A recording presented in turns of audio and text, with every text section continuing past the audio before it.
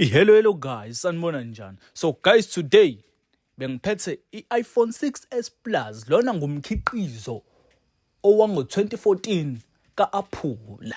So guys, lo mkhiqizo lo ubungathashike mama phansi escreenini, ubuthasha phezulu, ngezansi ubungathashi. Njengoba ubona nje lapha ko-emergency bengingathashiki.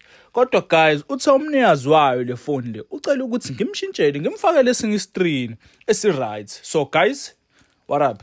Ngivulile lo mkhiqizo lona njengoba ubona nawe ukuthi-ke into exaye kakhulu ibhetri leli elibhalwe iBest belibheke phansi, kodwa akasikho-ke lapho thina sescreenini ekade sizoshintsha la. So ngikhiphile iplate leli elivalile lapha, i-connector le yebhetri ne-charging ports, and then ngazama ukuthi ngiqaqe nalaphaya phezulu. Njengoba nibona nani ngisosa iplate leli elimbozile lapha, i-first cam, i-selfie, and then ne-screen. So ngase ngathatha lo mkhiqizo omdala we-screen ngoba eceleni ngakhipha omusha esiwuthembayo, ngaqale ngawuthesta ngoba niyazi nani ukuthi guys, before ngenza yonke into ngiqale ngitheste kuqala ukuthi lo mkhiqizo wami uyasebenza yini, ngibese ngiyawu-ona. Mengiwuthinta uyathasha njengoba nobona nani ngiwuthesta yonke into i-right. So ngibese ngiyafasa-ke lapha njengoba nibona nani sengibuve yonke into from iscreen esidala sescreen esisha.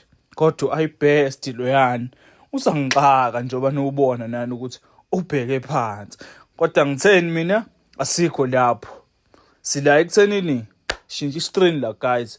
So guys, qeda lapho ayivala le phone le, umkhiqizo waka-Apula lona owesithupha.